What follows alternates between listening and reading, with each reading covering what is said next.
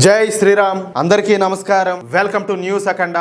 నేను మీ కస్తూరి శ్రీధర్. మిత్రులారా, పోయిన సంవత్సరం పాకిస్తాన్కు అలాగే సౌదీ అరేబియాకు మధ్య కుదిరినటువంటి రక్షణ సహకార ఒప్పందం బహుశా మీకందరికి కూడా గుర్తుండే ఉంటుంది. అది ఏంటయ్యా అంటే, ఏది మన ఆపరేషన్ సింధూర్ జరిగిన టైంలో ఒకవేళ మా మీద దాడి జరిగితే మీ మీద జరిగినట్టు, మీ మీద జరిగితే మా మీద జరిగినట్టు అనేసి ఈ పాకిస్తాన్ సౌదీ అరేబియా కలిసి ఒక రక్షణ ఒప్పందాన్ని అయితే ఏర్పాటు చేసుకున్నాయి. అంటే ఒకరికొకరు సపోర్ట్గా ఉండాలని. అప్పట్లో పాకిస్తాన్ మీడియాలో దీనిని ఏదో ఒక విప్లవాత్మకమైనటువంటి ఒక భారీ విజయంగా ప్రచారం చేసుకున్నారు.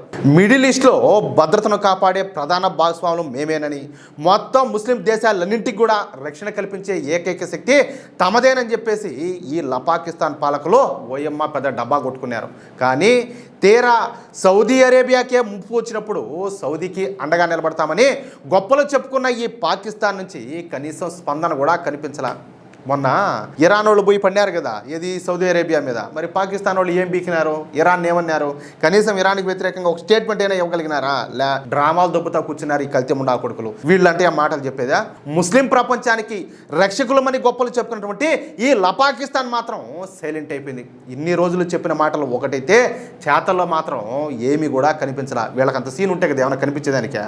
అయితే సరిగ్గా ఇదే సమయంలో మరొక అనూహ్య పరిణామం తెరపైకైతే వచ్చింది. పాకిస్తాను అలాగే సౌదీ వ్యవహారంలోకి ఇప్పుడు నాటో శక్తి అయినటువంటి టర్కీ, అంటే ఇప్పుడు దీన్ని తుర్కీ అంటారు కదా, ఈ తుర్కీయే కూడా ఎంట్రీ ఇస్తోందన్న చర్చ ఒక్కసారిగా ఊపందుకునింది. రాబోయే రోజుల్లో పాకిస్తాను, సౌదీ అలాగే తుర్కీ మధ్య రక్షణ సహకారం మరింతగా బలపడే అవకాశం ఉందన్న చర్చ ఇప్పుడు అంతర్జాతీయ స్థాయిలో జోరుగా సాగుతోంది. ఇక ఇదే సమయంలో దీనికి సంబంధించి మరో కీలక పరిణామం కూడా వేగంగా చోటు చేసుకునింది. పాకిస్తాన్ ప్రధానమంత్రి షెహబాజ్ షరీఫ్ అలాగే విదేశాంగ మంత్రి ఇషాక్ దార్, ఆర్మీ చీఫ్ అయినటువంటి ఆసిఫ్ మునీర్తో పాటు ఆ దేశానికి చెందిన పలువురు కీలక నేతలు ఒక్కసారిగా సౌదీ అరేబియాకు చేరుకోవడం ఇప్పుడు అంతర్జాతీయంగా ఆసక్తి అయితే రేపుతుంది. అంటే బ్యాండ్ మేళం బ్యాచ్ అంతా కూడా పోయి సౌదీలో దిగినారు.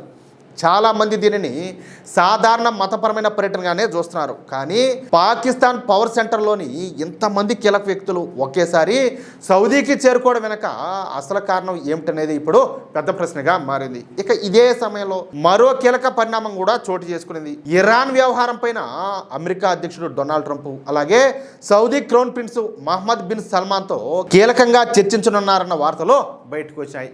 ఈ పరిణామాలన్నింటినీ కలిపి చూస్తే మిడిల్ ఈస్ట్లో ఏదో ఒక కొత్త సమీకరణం వేగంగా రూపుదిద్దుకుంటుందన్న అనుమానం అయితే మరింతగా బలపడుతుంది. మరోవైపు సిరియాలో ఇటీవల అధికారంలోకి వచ్చినటువంటి అహ్మద్ అల్ షరా ఏకంగా ఇజ్రాయెల్తో భద్రతా సహకారం కోరుతా ఉన్నట్లు చేసిన వ్యాఖ్యలు ఇప్పుడు మిడిల్ ఈస్ట్లో ఒక కొత్త చర్చకు దారితీశాయి. చెప్పాలంటే ఇదొక వింతే అక్కడ.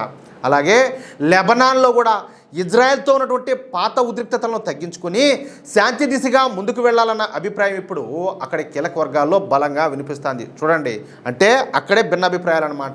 ఈ పరిణామాలన్నీ చూస్తా ఉంటే మిడిల్ ఈస్ట్ రాజకీయాలు ఎంత వేగంగా కొత్త మలుపులు తిరుగుతున్నాయో మనం స్పష్టంగా అర్థం చేసుకోవచ్చు. ఇక్కడ అసలు ప్రశ్న అయితే ఒకటే, ఇప్పటికే నాటోలో ఉన్నటువంటి తుర్కీయే ఎందుకు కొత్త భద్రతా సమీకరణాల వైపు అడుగులేస్తుంది? అలాగే ఇన్నాళ్ళు తన పాత భాగస్వాములపైనే ఆధారపడినటువంటి సౌదీ అరేబియా ఇప్పుడు కొత్త మిత్రులను ఎందుకు వెతుకుతాంది?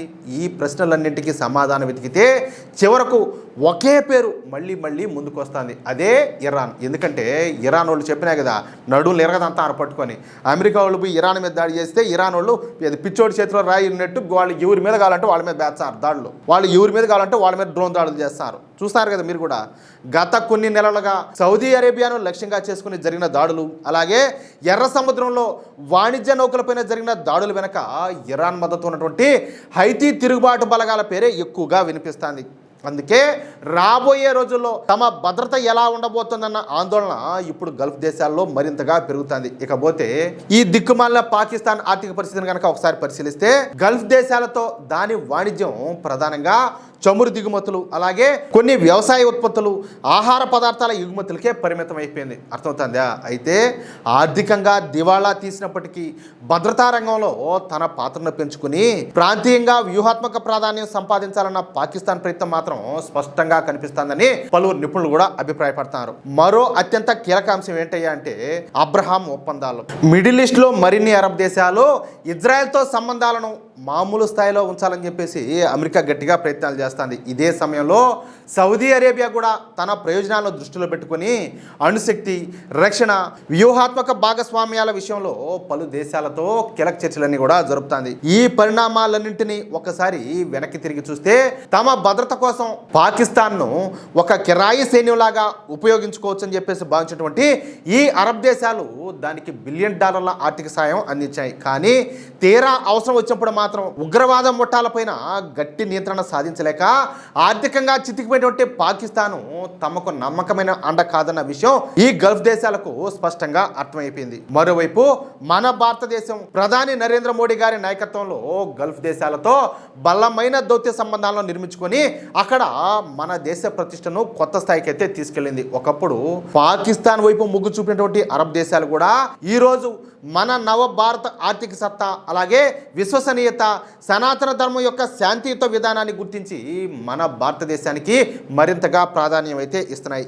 ఈ మొత్తం పరిణామాలంటిని ఒక చోట చేర్చి చూస్తే మిడిల్ ఈస్ట్లో కొత్త భద్రతా సమీకరణాలు వేగంగా రూపుదిద్దుకుంటున్నాయన్న విషయం స్పష్టంగా కనపడుతుంది. America, Iran, Saudi Arabia, Türkiye, Pakistan, Israel ఈ దేశాలు ఇకపైన తీసుకునే నిర్ణయాలే మిడిల్ ఈస్ట్ భవిష్యత్తును నిర్ణయించబోతున్నాయి. కానీ ఒక్క విషయం మాత్రం స్పష్టం, మిడిల్ ఈస్ట్లో సమీకరణాలు అయితే మారుతున్నాయి, మిత్రులు కూడా మారుతున్నారు, వ్యూహాలు కూడా మారిపోతున్నాయి. కానీ ఒక్క విషయం మాత్రం మారడంలే, విశ్వసనీయ భాగస్వామిగా భారత స్థానం రోజు రోజుకు బలపడుతుంది. కానీ అది ఎంత మాత్రం కూడా మారడంలే.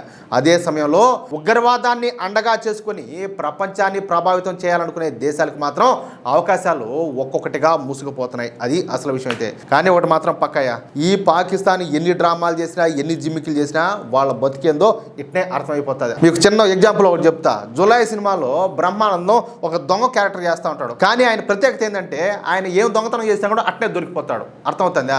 ఈ పాకిస్తాన్ బతుకు కూడా అంతే. వీళ్ళు ఏం చేసినా కూడా వీళ్ళ ఉగ్రవాద బతుకులు, అదేవిధంగా వీళ్ళ చేతగాని చేష్టలు అన్నీ కూడా అట్నే బయటపడిపోతూ ఉంటాయి.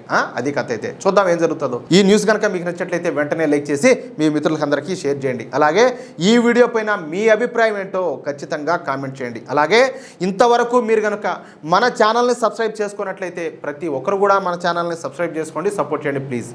జై శ్రీరామ్, జై హింద్, భారత్ మాతాకి జై.